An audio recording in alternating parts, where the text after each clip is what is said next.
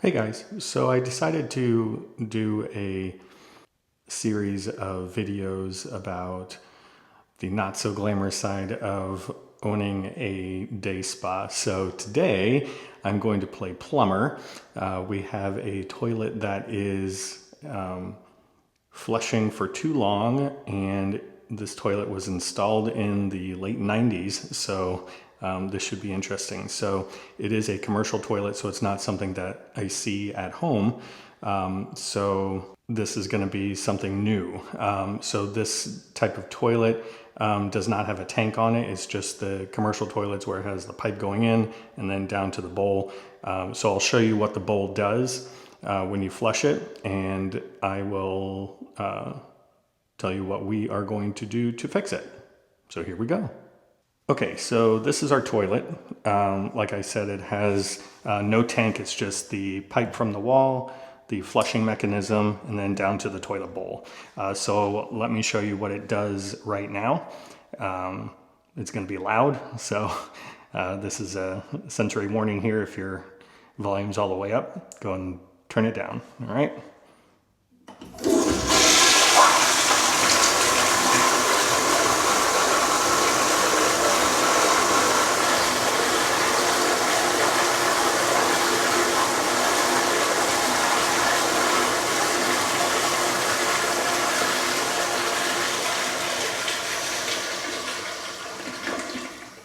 That was a very long flush. So we want to fix that. So we are going to do two things today. We are going to be changing the flushing diaphragm, which is in this bad boy. And then if we need to, we can adjust the amount of time that the bowl flushes for. And that is behind this little cover here, and I'll get a close-up of that a little bit later if we need to. So let's go ahead and take a look at the new part that we have for this. Okay, so we have our diaphragm kit. This is what we're going to use to correct the flushing on this toilet. So it is a Zurn. So you can see there, the brand name is a Zurn. That's the type of toilet plumbing that we have. This is a pretty normal wearable part. And like I said, this toilet has been here since the late 90s. So this is way overdue. I have no idea if this has even been done before on this toilet, if any maintenance was done and this completed. So we are going to find out when we open it up. So let's go ahead and see what's in this kit.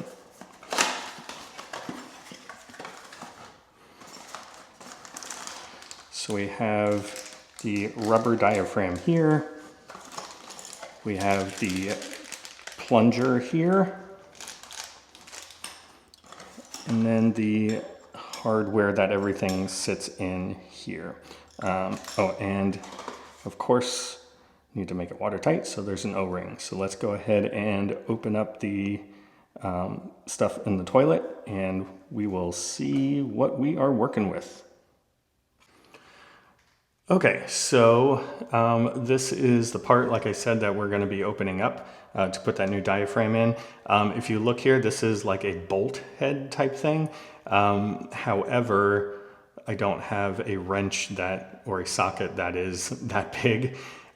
So I am going to be using a pair of channel locks. So hopefully we don't knurl this up too much. But yeah, we should be good to go. Let me see if I can get a better angle for you guys to see. Okay, I think that's gonna work a little bit better. So let's go ahead and crack this guy open.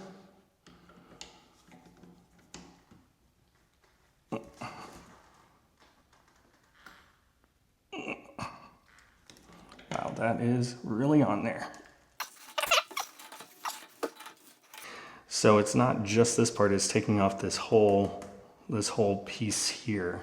And we do have water, so I did bring a towel here. Hopefully that's enough of a towel. Let's continue.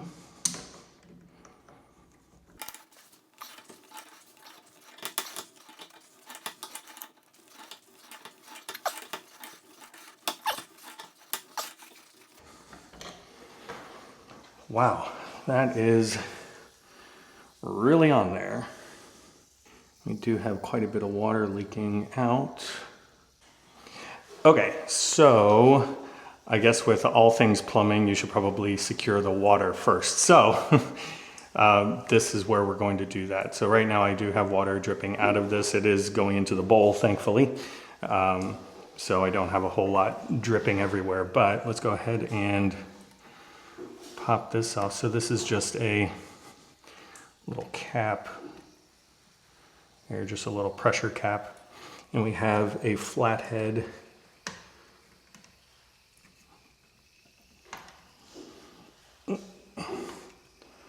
Turn it off.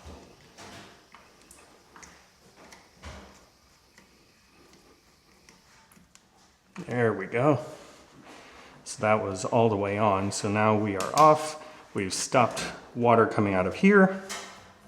So let's go ahead and keep on unscrewing our housing here. Oh, well, I guess with the water pressure off, that made it a lot easier to open.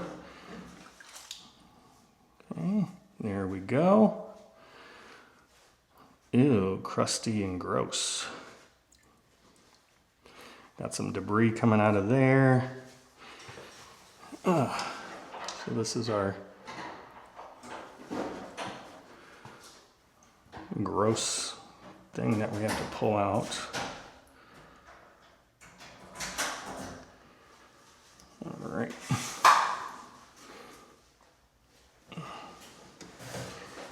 So this part pulls out here.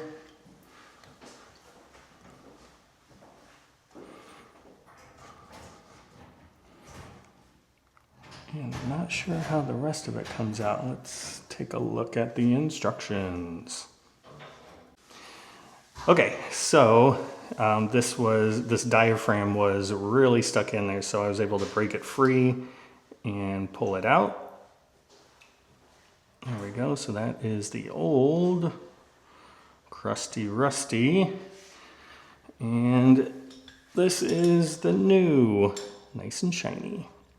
Okay, so I did pull this this plunger thing out of the old one, so you can see they're exactly the same.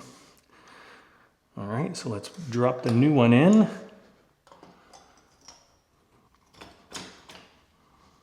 All right, and seat the gasket all the way around the housing. Man, that was pretty easy. Famous last words, right? All right, so let's go ahead and put the cap back on.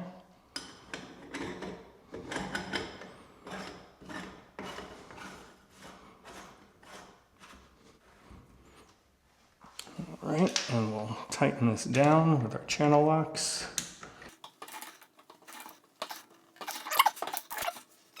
All right. Now, moment of truth, let's go ahead and turn the water back on with the screw here. See what happens.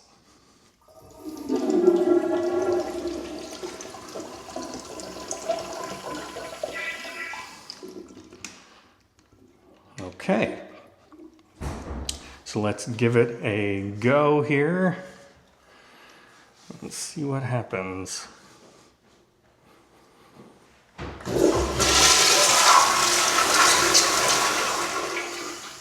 Look at that. We fixed it. Good job, us. All right. So let's go ahead and button this back up. Put the little cap on the water shutoff.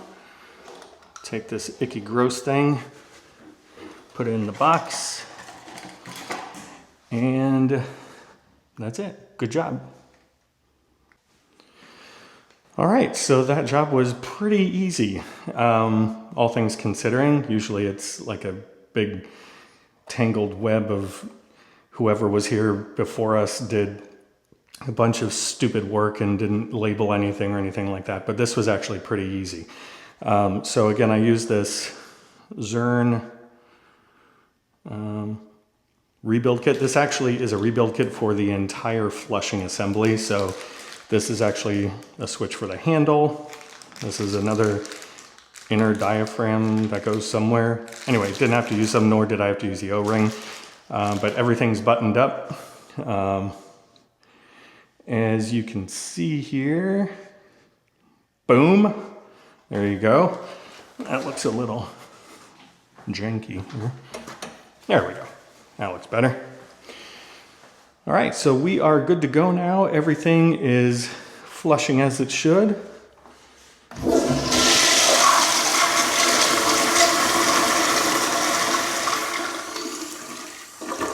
We are awesome, we are back in business. All right, till the next one, see you later.